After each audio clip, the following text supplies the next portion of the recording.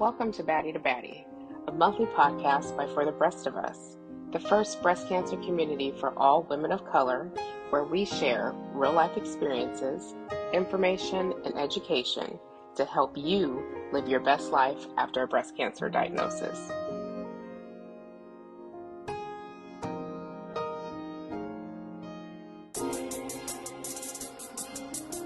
Welcome to Baddie.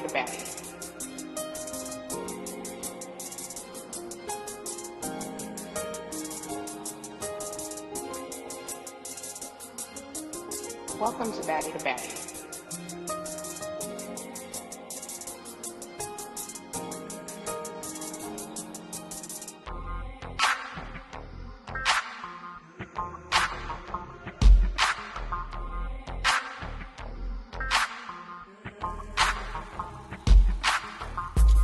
Hey girl, hey. My name is Tesha and I am a breast cancer survivor and Baddie volunteer with For the Breast of Us, a community for women of color that has been impacted by breast cancer. Today, I am joined by two special guests today. I am joined by special guests Jeanelle and Megan. Welcome to the show. And today we are going to be talking about coping skills, coping strategies, and mental health when impacted by breast cancer. And so before we get started, we'll start with you, Jeanelle. Tell our listeners a little bit about yourself. So I'm Jeanelle. I'm from New Jersey. I was diagnosed with stage 3 triple negative breast cancer July 2022 at the age of 33 after being misdiagnosed for 15 months. I was told I was too young for a mammogram and that, oh, you're good, don't worry about it, it's just milk duds. But my daughter was 7 and it's like, come on, let's be serious. Mm-hmm. I did get a doctor, which was a Black doctor, and my breast surgeon, and he's the one who kind of fought for me to get this mammogram, got a mammogram, biopsy, everything same day, literally, and was diagnosed. I completed 23 rounds of chemotherapy, and then from there, I got a double mastectomy.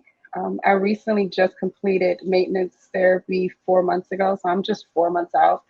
And I still have expanders, so still waiting to get my new boobies, probably hopefully within the next year, but I'm still lit with no tips, you know. I'm a mom, I'm married, and yeah, that's me. Well, welcome. We are so glad to have you here from the state of New Jersey. Shout out to Jersey's in the house. Jersey in the house. And Nick, tell our listeners a little bit about yourself. So, hey y'all. I am a 7-year stage 2A invasive lobular breast cancer survivor. And I live right outside of Atlanta. Like I literally am like only like 15 minutes away. Because sometimes people say they're from Atlanta, really, like 8 hours away. And I had 16 rounds of chemo. I've had 9 surgeries total because I've had so many complications and infections, blood transfusion, and 33 rounds of radiation. And now I am an advocate, and I actually work in the cancer space, changed my whole career to work in this space because, like Jeanelle, I was also dismissed. My symptoms were different than our white counterparts, and so they were dismissed for over 2 years. And it wasn't until I felt the mass is when everyone took me seriously. Crazy. Wow. Well, I always tell my listeners, we are our strongest and our best advocates.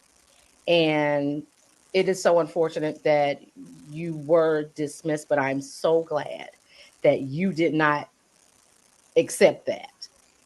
You advocated for yourself. You got the health that the treatments that you needed, and look at you today. Okay. Okay. We are thriving and surviving. Okay. And next, you say you are 7 years. Yes, I am. I have my scans next month. All right, and Jeanelle, I'm officially 5 months in remission.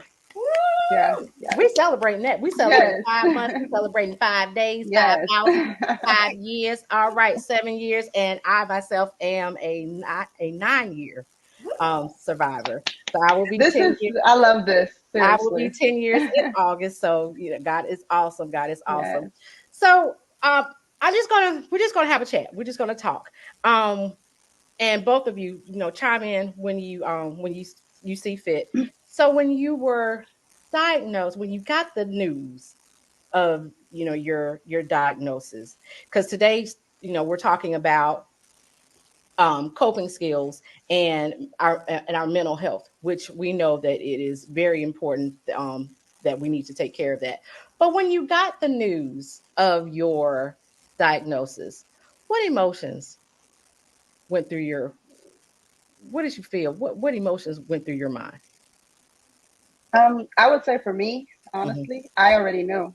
I didn't necessarily know that it was breast cancer or anything, but I knew that it wasn't eczema. I knew that it wasn't a milk dud, but I knew it was something like, so, and I wasn't necessarily, I would say I was shocked, but I wasn't like crying or nothing. I'm just, the way my experience was when I left the hospital, right? Me and my husband were in the car, and I was just looking at everybody outside, and everybody was like laughing and living their life. And I was just, to me, I was like, bro, I got cancer. Can y'all stop being so happy? So that was really a realization for me. Like, it was Yeah. just like, life just keeps going, Yeah. But it was weird. It was just very odd. And when you're a young adult and you're just trying to, Hmm. I was living life, and then Yeah. this happened. It's Yeah. like, Yeah. yeah, so For me, I got the cancer call while I'm at work, and I really, really wish that would whew, stop being a practice. Yeah. yeah, Because To me, that's really the it last, seems impersonal. right? very, it It does, seems personal when you doing it, when you give that type of news over the phone. definitely. And then, of course, when it's at work, and I'm a very big personality, and so when I come Mm. back and I'm just like in silence, and Yeah. then it's like I didn't want people at work to know Right. business yet. Yeah, But for me, so first I felt validated, kind of like Jeanelle, like I knew something was wrong, but I will say I was surprised that it was breast cancer and not ovarian cancer, because that's where all of my issues were. Because my mother Yeah. is an ovarian cancer survivor. oh, And so the fact that it was breast and then it was invasive lobular, which is not common in Black women, and there yeah, still wasn't much known about it at that time. I was just like, what do you mean you don't know? Like, I just kept hearing that a lot. And I was also under 40. And so being called a young adult, that was weird to me too. So it was a yeah, lot of overwhelming feelings. Yeah. very much. Yeah. I know for me, when I got the call, because I got a call as well, and I was 36 when I got diagnosed. Um, I was like you, Jeanelle. I was in the prime. I felt like I was in the prime of my life. My Yeah, friends, everybody around me was, doing all these great things, and they were still, doing all these wonderful things, starting new chapters in their lives, and either getting married, starting families, all Yeah. this stuff, and I got cancer. And so when I got first, when I got the news, it was like a punch in the gut. I I knew something. I was like you all. I knew something was not right, but I thought it was just a cyst. Like because the women in my family were prone to have cysts. So I'm thinking, okay, well, that's just what it it's just, is. yeah, And when I got the news that it was cancer, again, it was like a punch in the gut, because in my mind during that time, I didn't know that young adults could get cancer, Right. because the only women that yeah, I had known to have oh, gotten the disease were older women. Wait a minute. Exactly. my aunties and saying, Yeah, my yeah, aunts, my great aunts, yes, like the yeah, older ones. Never in a million years that I would have thought that me, 36, and I got cancer. And then as I'm going through my treatment, learning that there were women younger than me. Right. Yeah, That me blew too. my That mind. Yeah. part. Yeah. That blew my mind. And Wait a minute. It's What do so you mean that wild. there's 20-something-year-olds that's out, that's, that has cancer? And, I would see, the St. Jude commercials, and, with the babies, that are going through cancer, but it just never clicked for me. And I know when, like I said, it was just a punch in the gut. But then, I had to get all that out, and I just had to get that mindset. Okay, Tesha, you're single. You're a personality too. You love to travel. You like to do things, and we're not going to let cancer stop. Okay. And I Yeah. had to get into that mindset. Okay, let's fight this thing, because I'm too young. I'm too young to have this. So, how important do you think, just having that mindset to help you get through your journey? Talk to me a little bit about that. I'll kick it off. It's, at least for me, it was like fight or flight mode. Like, Mm, okay.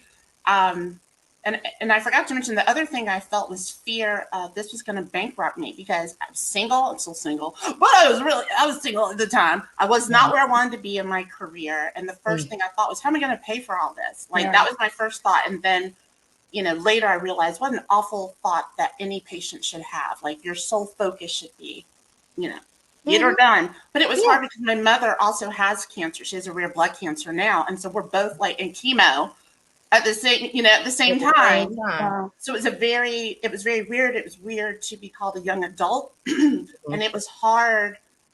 It was hard to, I mean, I think just naturally, I'm a resilient person. I was like, I'm going to get her done. I'm going to do what I need to do.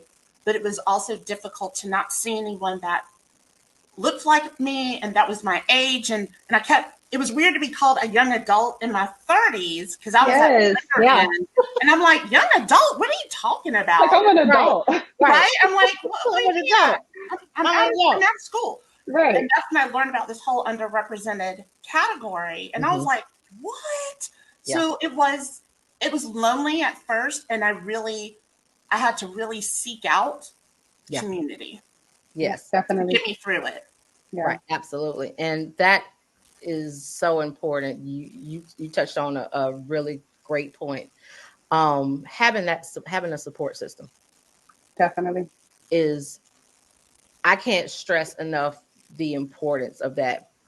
Because for women of color, the sad reality is that, women of color get diagnosed at later stages. We die at a higher rate Yep. than our than other communities, Yep.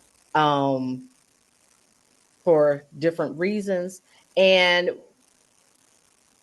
it brings a sense of, isolation, um, loneliness, and having that support system really helps you, to not only to get you through it, but it also, gives you the strength to push forward when you don't feel like it.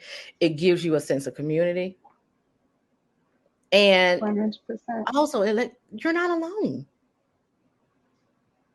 And I'm so thankful that I sought out support groups, Mm-hmm. and the support group that I was in, I was in one through my church, but again, I was the youngest one there.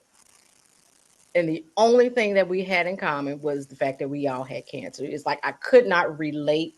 There, there was nobody my age, so it was like, I really couldn't talk Yep. or communicate with them, because there were mothers and grandmothers and great grandmothers, and Right. here I am, 36, just Hmm. sitting in the support. I mean, just sitting there. But support groups like this for the rest of us, and other grassroots organizations, Tiger Lily, um, my style, my style matters, Touch, Pink for the City, just to name a few. but those are wonderful organizations for those that are out there Definitely. listening that the community is for young women of color.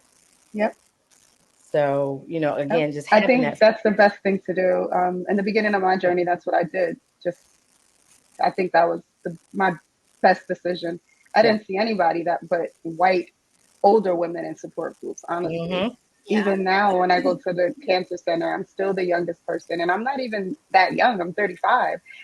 So it's weird and it's odd being the only Black young person there, and all my friends are 60-plus-year-old white women. Like, Yeah. they're cool, but that's not. I don't want to. I don't vibe with them. Well, But I yeah, mean, I think you bring up another great point of like when I got diagnosed, there wasn't touch. Like there wasn't, like yeah, there it weren't a wasn't lot of these right, organizations, and right. so it was really hard. Yeah. It took a couple of years to find others who actually looked like Yeah, me. I Like can I found imagine. others Oh that my were God. like in that, that under 40 range to hang Mm-hmm. out with and talk to. There's actually like a local one here in Atlanta. We still kind of meet up off and on, but it was really hard to find others that looked like me. And it's Yeah. like, gosh, I'm so thankful these organizations are here Yeah, now. Yes. But, and I realized how like needed they were, but it hasn't even been that long ago. You know what I mean? And crazy. so, yeah, now I really feel anyone diagnosed, now Mm-hmm. there are more resources Yeah. and support where you can let your hair down because, as we think about mental health and everything, as a Black woman, like Mm. I'm a Black woman first, and then I'm a cancer And survivor. then So we have additional exactly. stressors that do Exactly. not affect other, certain other communities. And so when you finally are around, like just seeing y'all right now in your gorgeous faces, I feel seen and I feel like this sense of relief that Yes, I feel like definitely. I can be real. Absolutely. Yes. Absolutely. And I think for me, once I finished treatment, and I was so thankful, I did not find this organization for the rest of us until it was after. And I was like, oh, if they would have been around while I was going through while I was going through my treatment, it would have been a whole lot easier. It would have been a whole lot easier to communicate and to find to have a sense of belonging and sense of community with someone. And so I'm so thankful that I found them and that I'm a part of this organization now, in which also it allowed me to establish my platform, because I also have a podcast that I do called Tisha's Tea Room, the place where conversations conquer cancer, and just establishing this space for us, Yes. a safe space for us to just have, to communicate and to support each other and to educate each other. Yep. Love And it. we're bridging that gap. We're That's bridging the gap now. that's Just right. by us having this fabulous Okay. conversation. Okay. Yes. I love it. I love it. Yes. I love it. I love So, that. and for those that are out there listening, again, we can't stress enough the importance of, you know, finding that support group, finding that Yeah. one or two people that you Find can your people. get Yeah. your people. Yeah. You don't Just have to find go your through this people. alone, Yeah. At all. because there No. will be days I'm where, oh I'm my God, telling you, it's been like I really was scared to kind of like share my story online. But mm-hmm. once I started sharing my story, I said, I would have never met none of these women if it wasn't for cancer. Like, fuck Thank you. cancer.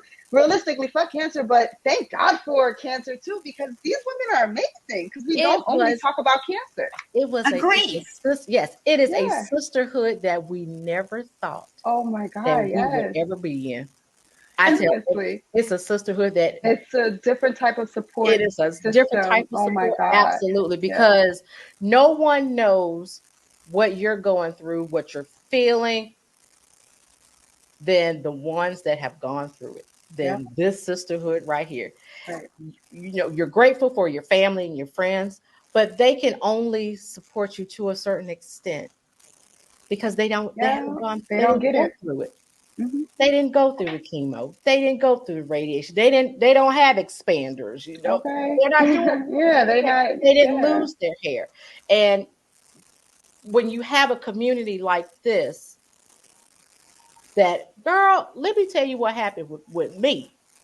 And I'm like, and you went through that too? Right. Okay. So So and it's like it gives you a sense of relief. Oh, at I least I'm not going crazy. Yeah. I thought I was going crazy. I'm so glad that, I'm not glad that you're going through it, but I'm glad that you went through it because it lets me know I'm not alone. Hmm. And I see what you did. Okay, well, let me try it Exactly. and see if it'll help. Will it help me? So again, it's a sisterhood that we've never thought that we would be a part of, but I thank God for it every day. Every day. Yeah, Every day. definitely. Yes. Yes, and the How? talent, Oh, like yeah. that's what to me has been so fantastic. And Jeanelle, like you mentioned it a moment ago, of it's the cancer that brought us together. But then when you're actually able to take those friendships offline Yeah. and you talk, or like if we're going to a cancer conference or something, and they Mm-hmm. that person, Yeah. they're like actually meeting up, and there's when you actually meet in person, it's amazing. It's, It oh is. And It my God, is such yeah. a good It is. feeling. It and so really it's is. like you said, it's that cancer that connects us, but then it's just so amazing when you find other things to talk about, but you always know you can go back to the cancer or anything else Yeah. that comes up. Yes. So the friendships are just so deep, so quickly, Yeah. and so impactful, Yeah. and so that is something I'm truly grateful for. Me Yeah. too. Definitely. Yeah. That's the fact. So when you ladies were going through, your treatments, whenever you had those moments where you just, I know I went through moments of anger. I went through the, I went through that why me. Mm-hmm. Mm, Yep.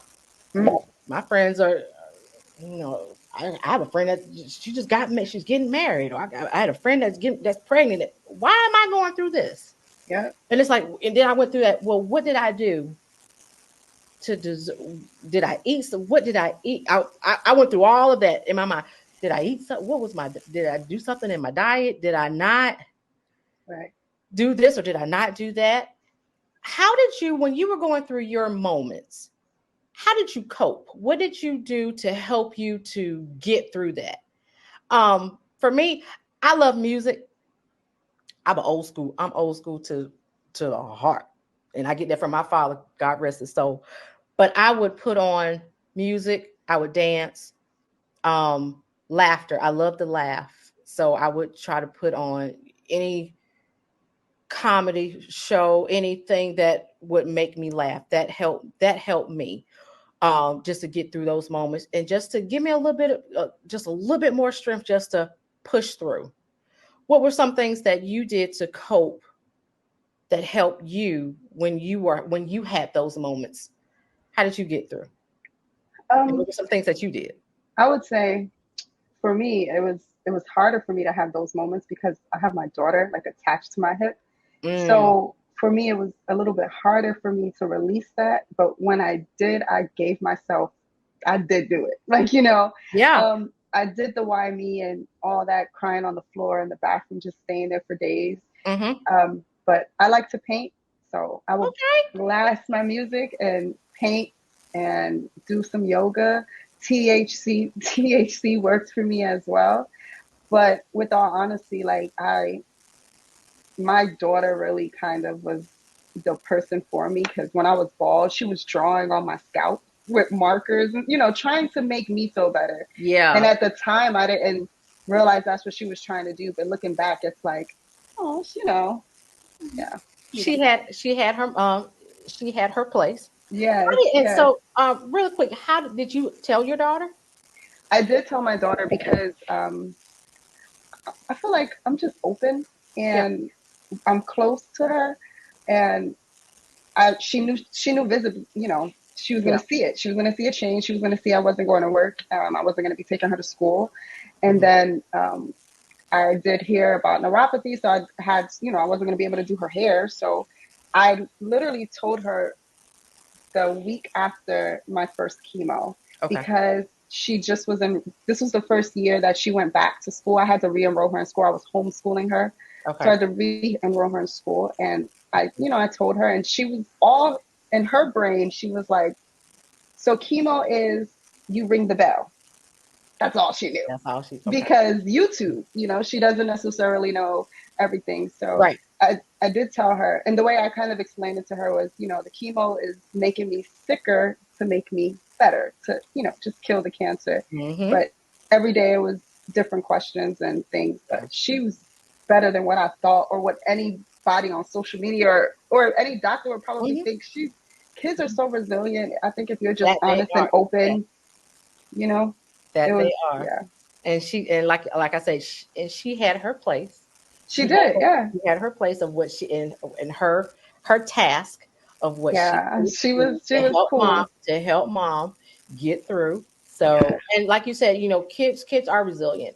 I know for me because I teach kindergarten, so I'm a kindergarten teacher. So they were, although I did not tell them that I was sick, I told my parents knew. Okay. But my kids, and I call them my kinder babies. My kinder babies were sources of they were my strength. They were my distraction. Yeah. They helped me because I love teaching so much and I love kindergarten. Because it's such a fun grade.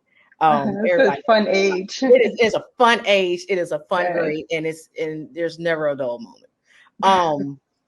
But they were a source of my strength. They were my distraction from thinking about my sickness. I got to get well because I got to be there for them. Yeah, I gotta be at their Like, graduation, exactly. Yeah, so I gotta be here. I got to be Yeah. exactly all of Yeah. that. So that was one thing that helped me. Maxie, how about you? What were some things that you how did you cope? So I am a writer, Okay. and throughout the entire time, I would write little notes, the 3 a.m. thoughts, So I have That a sounds lot like of a good book journals. title. Yeah, I have a lot of journals. I've got a lot of stuff saved on the Hmm. laptop Hmm. because I wanted to chronicle it because I do not have human children. Recently had to put my 20-year-old cat, Nathan Ecker, I had to put him to sleep forever. Oh, I'm so But he was sorry. by my side Sorry. Okay. for 20 years. Hmm. And so I recently moved, and looking back and reading stuff I'd totally forgotten about this side effect or That's like so this or crazy. that Yeah. or beautiful things. So for me, I'm I'm naturally an open person, and Hmm. because I'm also an only child, I was like, just in case I don't make it, I need to Right. leave a digital legacy. And so Hmm. I was very open from the get go, sharing my story. And so doing that, writing updates, and then just capturing my thoughts when I had the strength was really Yeah. helpful. Yeah. And then I call her to this day. I still call her my chemo twin, even though we're both like almost 7.5 years out technically, and like just keeping that connection. Yeah. And because I couldn't handle a lot of people because I really suffered from a lot of side effects, Hmm. and I was working Yeah. also, and it was just a lot. But I had like my person who I could lean on and kind of cheerlead it through, Yeah. Yeah. also be real. And that was the thing too. I needed that space to Hmm. also be like angry sometimes and be on my pity party sometimes, as long as I didn't stay there. But I That's it. needed to feel all That's the it. feels. Yep. Absolutely. I I would call agree. my I would call my best friend up and I would tell her, "Don't say a word. I just need you to listen." And and she said, "Go ahead." And I would let it out. I would scream, cry, whatever I needed to do. And she was like, "Just let me know when you're done." And there would be moments where I would call her. I don't want to talk about it today. Yep. I want to be normal today.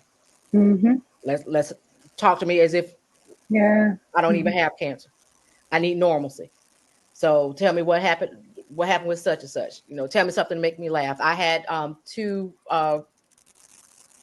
dear friends of mine, former coworkers, that would send me cards every week and they would be the funniest That's so cute. cards. I kept every last one of them. And every time I would read them, I would just fall out laughing because if you knew these two educators, which I love with all my heart, they are just funny. They just the silliest two I have ever met in my life, and for them to do that for me, that also helped me. And I journal. I did too, and Yeah. I journal before cancer. I did a lot of journal because for me, I have to write down. I have to write my thoughts when I Me have all too. these thoughts in Yeah. my head. I can't. I can't. It's for some I reason can't do that either. I can't verbalize it, but I can write. But I can write it down. And for those of you, for our listeners out there, journaling is oh my gosh, it is a wonderful way of getting your thoughts out, getting all of your emotions out when you don't know how to verbalize. That is a great way of just getting everything out. And like you said, like Metzi said, and just having that, just chronologizing it, and Yeah. just, again, getting that out, just getting it out on paper. That is an awesome way, of coping. And, and that's a great part of mental health too, because cancer not only affects us physically, it affects us mentally. I want to And say something real yeah, quick on that, yeah, because I've heard from some people they'll feel kind of overwhelmed. Like journaling, does that mean I have to write 10 pages? And it's like journaling means if you only want to write a word, a sentence, right, there it is. look at that, There it That's is. that's it. all you have to do. That's it. Because it's about what you You. need to Exactly. Yep. Release. process and release. That's it. Yeah. I have pages where I think I've only wrote like 2 sentences. Mm-hmm. And then I have pages where I wrote like 2 or 3 pages because it was just so much at that particular moment. Yeah. But yeah, it's like you said, it's what you're going through at that moment. Yeah. And I And like then that it's 5 minute. I love that. oh yeah, I love it because it's never 5 minutes for me though because I like to write, but it works. It definitely works. Yeah. Like Megsy said though, when she read back her journal, I did the same thing, right? So this is just for anybody. Yeah. In the beginning of my journal, I did the same thing and I was in such a dark place. I did not think I was going to make it. I was like, I cannot keep doing this chemo. This is killing me. I Yeah. didn't have fingernails. I didn't have toes. And Yeah. I read that a couple weeks ago and I was like, damn, I was dark. Like, I can't even believe that I was thinking like that. Yeah. So just however you're feeling, just write it down. And know that it's okay. Yeah, it's definitely It is okay. okay It to feel is. what you were to feel that Yes. what you were feeling. And I think it's safe to say that we all went through a dark I think believe so, that. too. Yes. Yeah. Yeah. we all did. Yeah. I mean, And it's all right. Yeah. It's perfectly okay to feel how you feeling because you are going through something traumatic. And I know my first thought was when I got the diagnosis was I going to die? Yeah. Because I didn't know anybody that survived it. Mhm. Everybody that I knew that had cancer lost their battle. Yeah. And when I got the news, oh my gosh, that was my first thought. Am I going to die? And I was also blessed with the opportunity to co-author a book where I shared my journey. And that for me, at first, when I was approached with the idea of writing my breast cancer story, I said no because I didn't want to go through that, relive all of that again. But as I went through, and there were moments when as I was writing my story, I had to stop because I got overwhelmed. It got to be too much, and I had to have a conversation with the Lord. I had to have a conversation with my mother, and my mom was like, "Tesha, this is bigger than you. Mm-hmm. You have to you got to somehow put your feelings off to the side right now and get this done because your story, this is going to help someone." And I'm so thankful that I did because now when I look back on it and I reread go back and read the book, or just read my part of the story of the book of my journey. I'm like, I'm so glad I did that. And Yeah. it was therapeutic for me. And I've had so many people that, that said, strangers, you have no idea how your story has helped me. You have no idea how Tisha's Tea Room has helped me. Because I have conversations just like we're having conversations right now with you all. And just so you know, you two are coming. I'm okay with Coming to the tea that. room. Yes, you are coming Okay. to the tea room. But You it's just insist. having that, again, having those safe spaces to be Definitely. able to talk, and those are great coping skills. Journaling, listening to music, painting. We got a painter on. We got a painter on the show. Yes.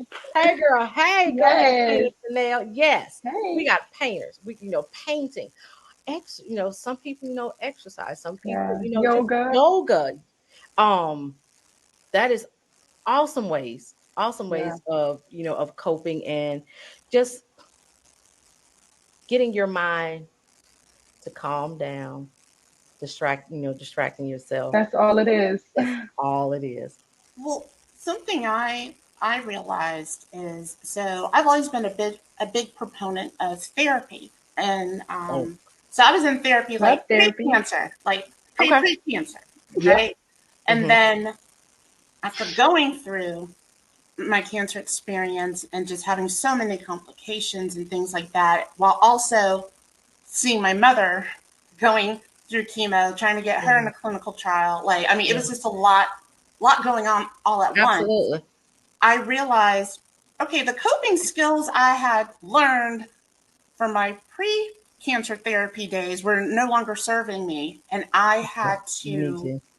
figure out, okay, actually, I didn't know. I needed help to find the coping skills for the new trauma, so to Yeah. speak, Yeah. and how it took a while. Like, and I like to say I auditioned therapists to see if they would win the coveted role of Oh, being absolutely. my therapist, Yes.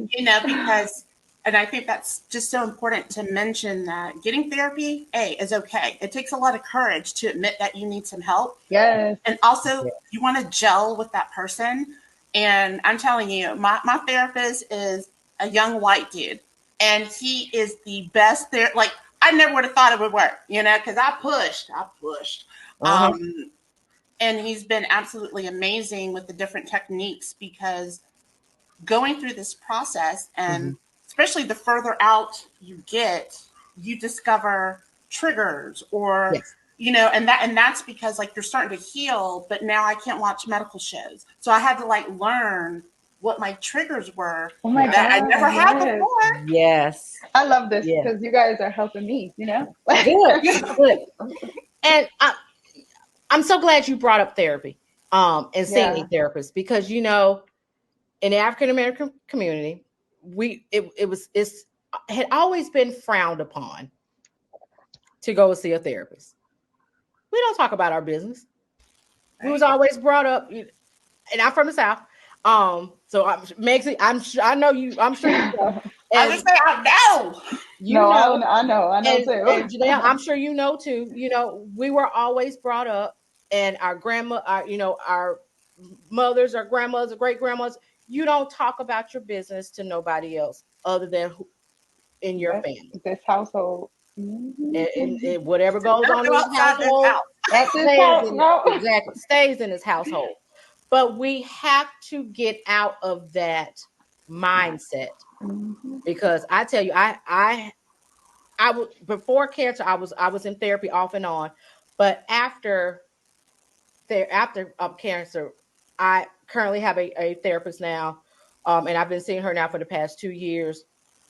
I told you I will stalk you if you try to leave me. Okay, that's how much I love my therapist.